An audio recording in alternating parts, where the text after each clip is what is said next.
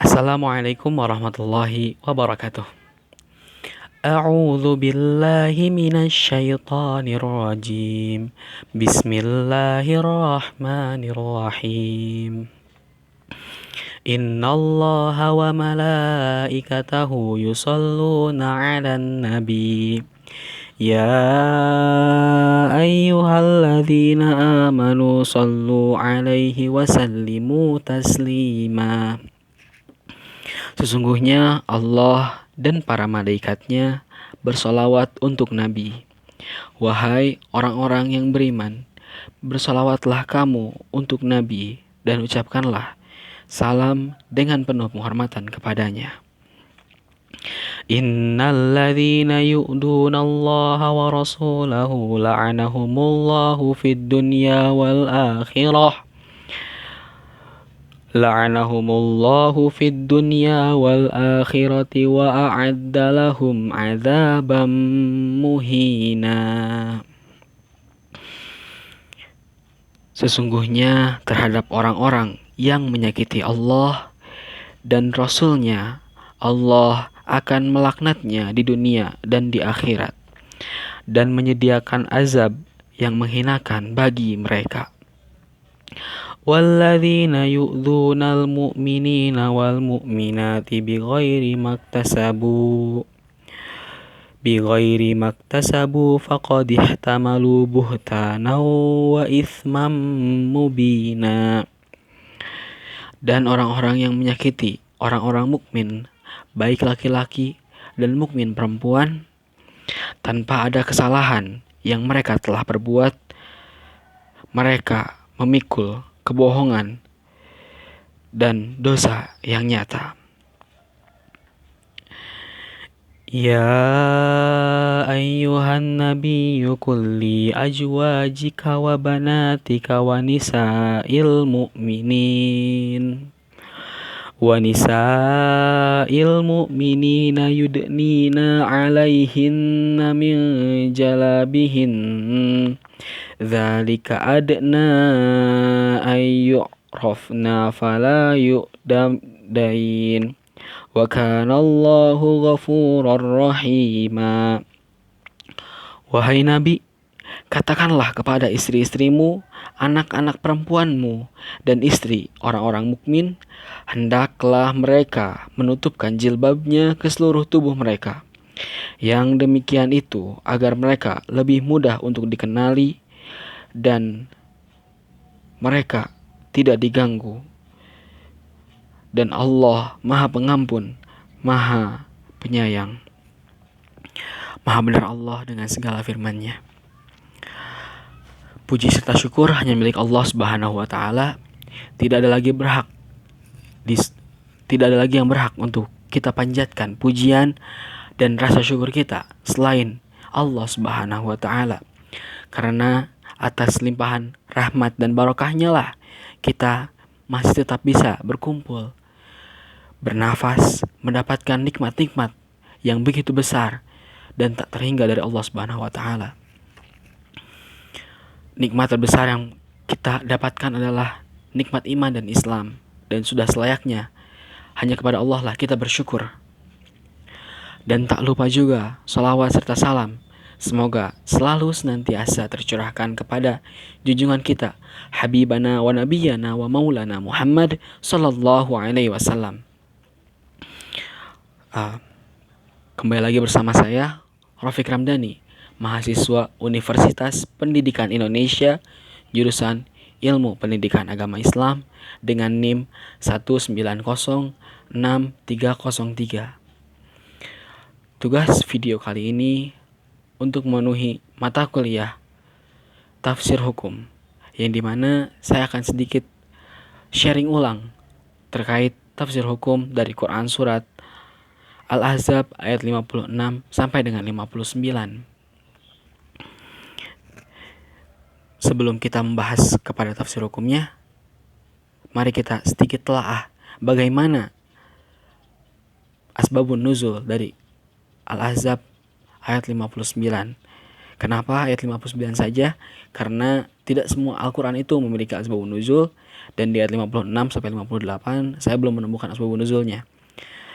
Untuk asbabun nuzul ayat 59, bahwasannya pada saat permulaan Islam, pada saat awal-awal Islam, orang-orang fasik Madinah, para lelaki fasik Madinah seringkali keluar rumah dan berjalan-jalan di jalanan kota Madinah saat matahari sudah mulai hilang dan gelap, saat gelap. Mereka memiliki maksud untuk melihat para wanita-wanita atau perempuan-perempuan Madinah yang ingin menyelesaikan urusannya di kebun-kebun mereka. Nah, para laki fasik itu menggoda para wanita-wanita Madinah yang keluar malam itu. Mereka biasanya menggoda para budak. Namun pada saat zaman awal-awal Islam ada, masih belum bisa dibedakan antara budak dan juga para wanita-wanita yang memang bukan budak. Maka Allah Subhanahu wa taala menurunkan ayat ini. Ayat 59 adalah perintah untuk menggunakan hijab, perintah untuk menggunakan jilbab, agar ada perbedaan antara orang-orang Muslim dan juga para budak-budak di Madinah. Nah, ketika orang-orang Muslim menggunakan jilbab, maka orang-orang fasik itu mengatakan, ini perempuan terhormat, tahanlah diri kalian. Dan ketika mereka melihat para perempuan yang tidak berjilbab, mereka mengatakan, ini budak perempuan, segeralah mereka menghampirinya. Nah, selanjutnya kita sedikit bahas tafsir dari ayat sebelumnya, karena tadi asbabun nuzul dulu. Sekarang kita bahas tafsirnya sedikit demi sedikit, dan hanya sedikit yang bisa saya sampaikan.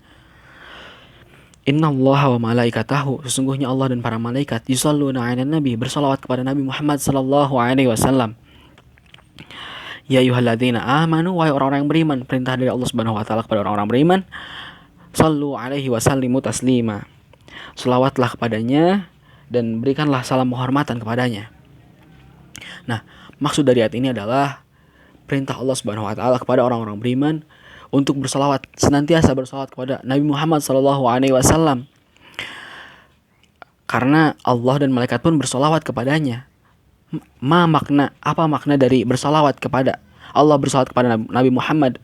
Allah bersalawat kepada Nabi Muhammad, maknanya adalah Allah mengagungkan Nabi Muhammad, meninggikan derajat Nabi Muhammad sallallahu alaihi wasallam. Lalu apa makna dari malaikat bersalawat kepada Nabi Muhammad? Maknanya adalah para malaikat memohonkan ampunan kepada atas Nabi Muhammad sallallahu alaihi wasallam. Dan bagaimana cara kita bersalawat? Bagaimana cara manusia biasa bersalawat kepada Nabi Muhammad sallallahu alaihi wasallam? Cara kita bersalawat adalah dengan cara mengucapkan Allahumma salli ala Sayyidina Muhammad atau Allahumma salli ala Muhammad. Itu sudah cukup. Nah, dalam hadis dikatakan, barang siapa yang mendengar namaku disebut dan mereka tidak bersalawat kepadaku, maka mereka termasuk orang-orang yang sombong. Jika tidak salah, hadisnya seperti demikian. Mohon maaf bila ada kesalahan dalam pembacaan hadis tadi. Nah, dari hadis itu kita bisa tahu bahwa bersalawat kepada Nabi Muhammad SAW ini adalah hal yang memang memiliki urgensi yang cukup besar gitu. Kenapa? Karena dikatakan bahwasannya barang siapa yang tidak bersalawat kepadaku ketika namaku disebutkan, dia termasuk orang yang sombong.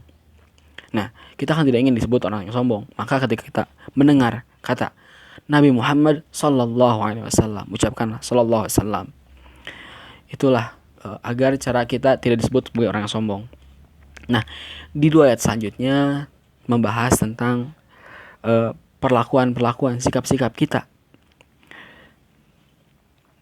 Barang siapa yang menyakiti Allah dan Rasul-Nya, maka Allah akan memberikan laknat kepada dia di dunia dan di akhirat. Barang siapa yang menyakiti Allah, apa makna dari menyakiti Allah? Menyakiti Allah itu adalah kita tidak mengerjakan perintahnya. Ingat, kita tidak mengerjakan perintahnya, tapi mengerjakan larangannya. Itu udah menyakiti Allah Subhanahu wa taala. Nah, maka dari itu saya mengajak teman-teman semua yang menonton video ini untuk senantiasa kita berzikir kepada Allah, kita mohon ampunan kepada Allah Subhanahu wa taala agar kita termasuk golongan orang-orang yang soleh, agar kita termasuk golongan orang-orang yang senantiasa bertaubat kepada Allah Subhanahu wa taala. Astagfirullahaladzim, astagfirullahaladzim, astagfirullahaladzim. Semoga Allah menjadikan kita golongan orang-orang yang selalu bertaubat. Menyakiti Allah itu ya seperti itu, tidak melaksanakan perintahnya. Allah menugaskan kita di dunia ini, Allah menurunkan manusia di dunia ini, menurunkan jin di dunia ini hanya untuk beribadah kepada Allah. Wa ma khalaqtul jinna wal insa illa liya'budun.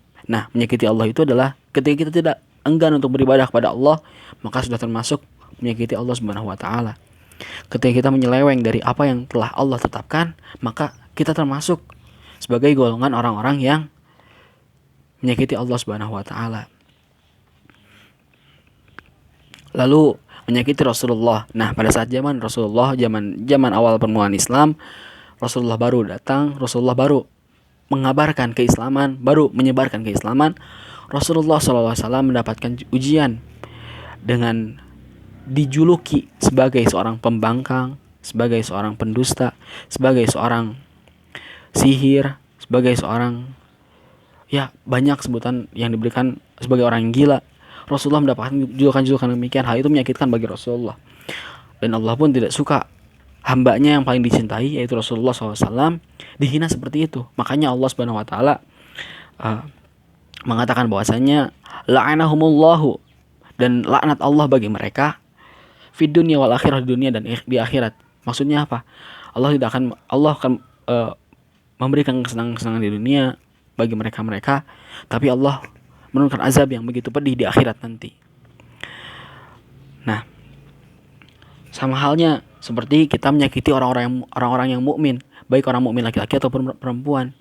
Ketika kita menyakiti mereka, orang-orang mukmin, tanpa ada atas dasar apa kita menyakiti mukmin itu, maka kita akan mendapatkan dosa yang besar, dan juga disebut sebagai golongan pendusta dan memikul dosa yang besar. Nah, sehingga kita harus menjaga diri, menjaga sikap kita, agar kita tidak termasuk golongan orang-orang yang tadi, orang yang menyakiti Allah, menyakiti Rasulullah, dan juga menyakiti orang mukmin, baik laki-laki maupun perempuan. Lalu ayat selanjutnya, ayat 59, yakni perintah tentang berjilbab. Wahai Nabi, katakanlah kepada istri-istri kamu, anak-anak kamu, dan juga kepada para istri-istri orang mukmin, hendaklah mereka menutupkan jilbab ke seluruh tubuh mereka. Yang demikian itu agar mereka lebih mudah untuk dikenal, sehingga mereka tidak diganggu, dan Allah Maha Pengampun, Maha Penyayang.